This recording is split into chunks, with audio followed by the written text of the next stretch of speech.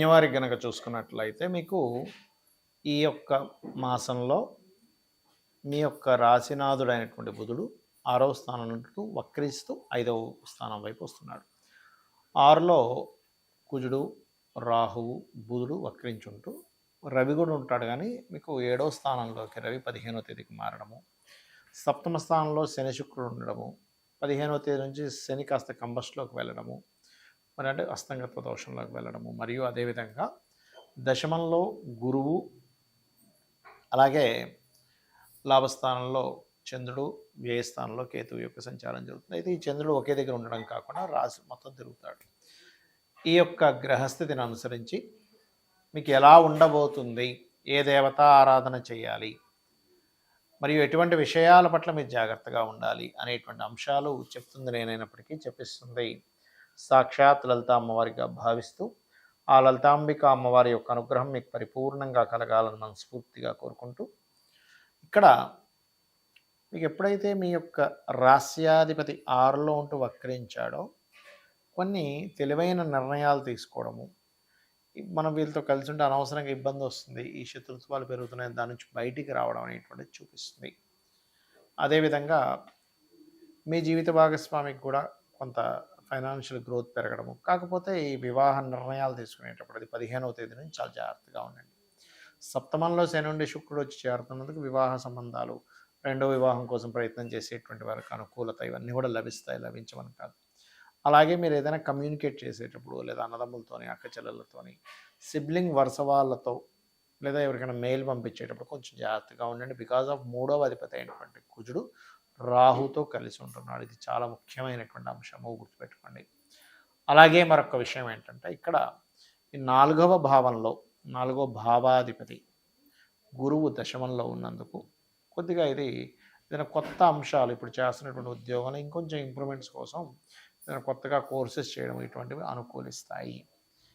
అలాగే సంతానం కోసం ప్రయత్నం చేసేటువంటి వారి సంతాన ప్రాప్తి అనేటువంటిది ఈ మాసంలో కొంత ఎక్కువగా ఉంది. కాకపోతే అనవసరమైన గొడవలు, అనవసరమైన శత్రుత్వాలు పెరుగుతూ ఉంటాయి.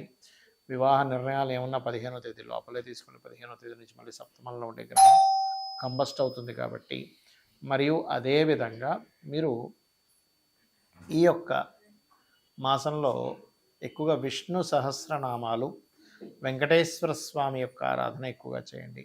మీరు ఇది ఎంత చేస్తుంటే అంత బాగుంటుంది. మంగళ ఆదివారాలు ఎట్టి పరిస్థితుల్లో ఇన్వెస్ట్మెంట్స్ అనేవి చేయకండి. మరియు 15వ తేదీ తర్వాత నుంచి శనివారం ఎటువంటి నిర్ణయాలు తీసుకోకండి. మనకి ఈ మార్చి మాస ఫలితాలతో పాటు మనకేంటంటే ఈ ఫిబ్రవరి 13 నుంచే ఒక 40 రోజుల పాటు 17 నుంచి 40 రోజుల పాటు ప్రక్రియ చేసుకోవాలి. ఎందుకంటే గ్రహణం పడుతూ పంచగ్రహ కూటమి ఫిబ్రవరి 17వ తేదీ నుంచి ప్రారంభమవుతుంది కాబట్టి, అంటే ఆల్మోస్ట్ ఇది మార్చ్ ఎండింగ్ వరకు మీరు ఈ పరిహారం చేసుకోవాలి. దీనివల్ల ఏమిటి కలుగుతాయి ఏమిటి అనేది చెప్తాను నేను మీకు. మొట్టమొదటిగా మనం ఇంకొక విషయం ఏంటంటే 17, 18, 19 తేదీలు కామాఖ్య శక్తిపీఠంలో గణపతి లలిత హోమము, నవగ్రహ హోమము, చండీ హోమాలు జరుగుతున్నాయి. మీరు ఎవరైనా పార్టిసిపేట్ చేయాలనుకునేవారు పార్టిసిపేట్ చేయొచ్చు. రైట్. అయితే ఈ 40 రోజులు చేసేటువంటి ప్రక్రియ గురించి నేను మీకు వివరిస్తాను. ఏమిటది అంటే, ఈ 40 రోజుల పాటు అంటే పంచగ్రహ కూటమి ఎప్పుడైతే 17వ తేదీ ఏర్పడుతుందో అక్కడి నుంచి ఒక 40 డేస్ ఆఫ్ టైము పర్టికులర్గా మీరు ఒక దీక్షలాగా తీసుకొని కనుక చేసినట్లయితే మీ యొక్క జీవితంలో ఏదైతే ఇబ్బందులు ఉన్నాయో ఆ ఇబ్బందులు ఖచ్చితంగా నెరవేరుతాయి. అంటే క్లియర్ అయిపోతాయి చెప్పాలంటే. మీరు అనుకున్న సంకల్పం నెరవేరుతుంది, మీ యొక్క ఇబ్బందులన్నీ కూడా క్లియర్ అయిపోవడం జరుగుతూ ఉంటుంది. అయితే ఎవరికైనా చూడండి, నేను రాజకీయంగా బాగా కలిసి రావాలి, చేసేటువంటి ఉద్యోగంలో ప్రమోషన్స్ రావాలి అని అనుకున్నప్పుడు రవిగ్రహం ముందు నిత్యము ఆదిత్య హృదయం చేస్తూ అర్ఘ్యం వదలండి. ఇది రెగ్యులర్గా మీకు కనుక అలవాటైతే లైఫ్లో చాలా మంచి ఆరోగ్యము, మంచి కీర్తి కూడా లభిస్తుంది, గుర్తుపెట్టుకోండి. అలా కాదండి, నాకు మానసిక స్ట్రెస్ ఎక్కువగా ఉంది, మానసికంగా ఎప్పుడు ఏదో ఒక ఇబ్బంది వస్తూ ఉంది, నాకు చాలా ఇబ్బంది పడుతున్నాను మానసిక స్ట్రెస్ వల్ల అని అనుకుంటే కనుక మీరు చేయవలసింది ఏమిటి అంటే, పర్టికులర్గా మీరు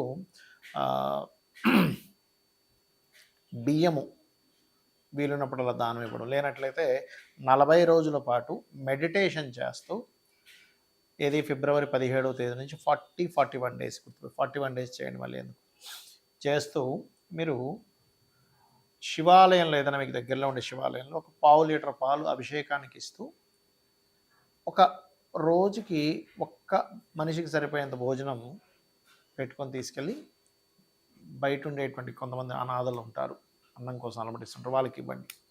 ఇది చంద్ర సంబంధించిన దోషాలను తీసేస్తుంది. దీనివల్ల ఆయుష్ పెరుగుతుంది, మెంటల్లీ డిప్రెస్ ఉండేటువంటివి క్లియర్ అవ్వడం జరుగుతుంది. ఎందుకంటే పంచగ్రహ కూటమి గ్రహణము అమావాస్య రోజు నుంచి ఇది ప్రారంభించినప్పుడు ఖచ్చితంగా అవుతాయి. అయితే ఈ అమావాస్య నాడు మీరు ఏం చేస్తారంటే 17వ తేదీ ఫిబ్రవరి, అంటే మనకు ముందే పడిపోతాయి ఈ వీడియోలు, మార్చి ఫలితాలు ముందే పడతాయి కాబట్టి ముందే చెప్తున్నాను. అమావాస్య నాడు ఏంటంటే మీరు స్వయం పాకం ఇవ్వండి, గుర్తుపెట్టుకోండి. అలాగే మరొక విషయం ఏంటంటే కొంతమందికి గొడవలు అవుతూ ఉంటాయి, మాటికి ఏదో గొడవ అవుతూ ఉంటుంది. అలాంటి వారు ఓం స్కందాయ నమః అనే మంత్రాన్ని ఈ 40 డేస్ 17వ తేదీ నుంచి 40 డేస్ చేయండి, 41 డేస్. అలాగే మరొక విషయం ఏంటంటే ఈ స్కందుడిని చేస్తూ గోశాలకు వెళ్ళి గోవులకి క్యారెట్స్ తినిపించడము, కుంకుమ ఏదైనా అమ్మవారి ఆలయంలో అమ్మవారి కైంకర్యం కోసం వాడుకోవడానికి అన్నట్టుగా ఇవ్వండి, కుంకుమని గుర్తుపెట్టుకోండి. ఇంకా అదేవిధంగా కొంతమందికి వ్యాపారంలో ఇబ్బంది రావడము, లేకపోతే రిలేషన్స్లో ఇబ్బంది రావడము, అదేవిధంగా కొంతమంది పిల్లలకైతే చదువులో ఏదో ఒక డిస్టర్బెన్సెస్ రావడం జరుగుతుంటుంది. అలాంటప్పుడు మీరు ఏం చేస్తారంటే గోవులకి 40 డేస్ కూడా గోంగూర తినిపించడము, విష్ణు సహస్రనామాలు 40 డేస్ రెగ్యులర్గా వినండి. మీకు చదవడం వస్తే చదవండి, బట్ వినండి. ఇది కనుక చేసినట్లయితే ఖచ్చితంగా మీకు బాగుంటుంది. ఈ 40 డేస్ బుధగ్రహం దగ్గర దీపారాధన చేయండి. రవిగ్రహానికి సంబంధించిన ఫస్ట్ చెప్పిందేమో రవిగ్రహం దగ్గర, రెండవది చెప్పిందేమో మానసిక సమస్యలు ఉన్నప్పుడు చంద్రగ్రహం దగ్గర 40 డేస్ దీపారాధన, ఈ గొడవలు జరుగుతుండేటువంటి 40 డేస్ కుజగ్రహం దగ్గర దీపారాధన, ఇప్పుడు ఇది బుధగ్రహం దగ్గర దీపారాధన.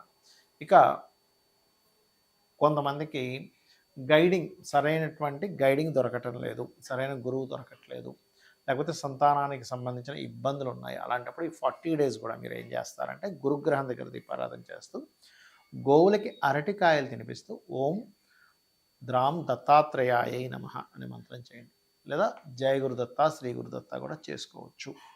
ఇది గనక చేసినట్లయితే ఖచ్చితంగా మీకు సంతానం కోసం ఇబ్బంది పడేటువంటి వారికి ఆ ఇబ్బంది అనేటువంటిది తొలగుతుంది, సంతాన ప్రాప్తి లభిస్తుంది. అలాగే కాస్త మీరు ఏం చేస్తారంటే 40 డేస్ వీధి కుక్కలు ఉంటాయి, వాటికి ఏదైనా తినిపిస్తూ ఉండండి.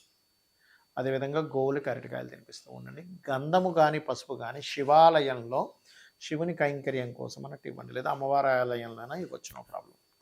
ఇక మరి కొంతమందికి వివాహం అవ్వదు. వివాహం అవ్వనప్పుడు ఈ 17వ తేదీ నుంచి 40 డేస్ ఆఫ్ ప్రక్రియ ఏదైతే ఉందో పర్టికులర్గా మీరు వివాహం విషయంలో ఫిబ్రవరి 17th నుంచి అండి, ఎందుకంటే మనం మార్చ్ ఫలితాల్లో చెప్తున్నాను ఎండింగ్లో ఈ విషయం.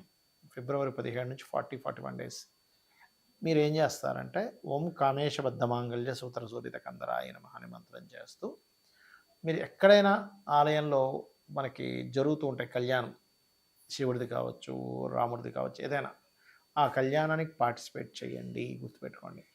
అలాగే మరొక విషయం ఏంటంటే ఇక్కడ మీరు ఈ శుక్ర సంబంధించిన దోషం పోవడం తీపి చపాతీలు అంటారు, ఆ తీపి చపాతీలని గోవులకు తినిపించండి. ఇక అందరికీ భయపడేటువంటిది కర్మకారకుడైన శని, కానీ భయపడాల్సిన పని లేదు. ఆయన పని ఏంటంటే కర్మనిస్తూ ఉంటాడు అంతే. అయితే ఎవరికైనా ఏళ్ళనాడు శని నడుస్తుంది, లేకపోతే శని మహాదశ నడుస్తుంది, సాటర్న్ వల్ల ఇబ్బంది పడుతున్నాం, అనారోగ్య బాధలు, ముఖ్యంగా అనారోగ్య బాధలు ఉండేటువంటి మరి 40 రోజులు గోవుకి బెల్లం తినిపించి ఓం అనాకలిత సాదృశ్య చుబుక శ్రీ విరాజితాయ నమః అని చెప్పి చేసుకున్నట్లయితే శని యొక్క ప్రభావం మీకు కొంతవరకు వెసులుబాటు కలిగిస్తుంది. మరియు దీంతోపాటు మీరు ఓం సర్వవ్యాధి ప్రశమని సర్వమృత్యు నివారిణి అగ్రగణ్య అచింత్య రూప కలికల్మషనాశిని నమః చేసుకోండి. ఇక రాహుకేతు దోషాలు ఉన్నాయి, అప్పుడు ఏం చేయాలి అన్నప్పుడు ఇది నేను చెప్పేది ఏదైనా సరే మీరు ఖచ్చితంగా రోజు ఆ గ్రహం దగ్గర, శనికి సంబంధించింది అయితే శని గ్రహం దగ్గర, శుక్రకు సంబంధించిన శుక్రగ్రహం దగ్గర, గురువు అయితే గురు గ్రహం దగ్గర దీపారాధన చేయాలి 40 డేస్. రాహుకేతువులు అయితే రాహు అంటే మాయ, ఏదో అయిపోతుంది అనేటువంటి భయం ఉండేటువంటి వారు దుర్గాష్టోత్తరం చదువుకోవాలి. కేతువు అయితే ప్రతిదీ ఆటంకం జరుగుతుంది అన్నప్పుడు కేతు ప్రభావం ఉందని, అప్పుడు గణపతి యొక్క స్తోత్రం రోజు చేసుకుని ఓం గం గణాధిపతి నమః అనుకోండి. మరి స్త్రీలు 40 రోజులు కంటిన్యూ చేయలేరు కదా, అప్పుడు ఎలాగా అంటే 25 రోజులు అలా చేసి మళ్ళీ గ్యాప్ ఇచ్చి మిగిలింది 5 రోజులు గ్యాప్ ఇచ్చిన తర్వాత చేసుకోవచ్చు, ఎటువంటి దోషము లేదు. ఇది ఇలా చేయండి, ఖచ్చితంగా మీకు ఈ పంచగ్రహ కూటం వల్ల కలిగేటువంటి ఫలితాలు ఖచ్చితంగా వస్తాయి. మీరు ఎవరైనా ఆ కామాఖ్యలో పార్టిసిపేట్ చేయాలనుకుంటే కింద ఇచ్చిన నెంబర్కి మీ గోత్రము మీ పేరు పంపించినట్లయితే వివరాలు పంపించడం జరుగుతుంది. శ్రీమాత్రేయ నమః.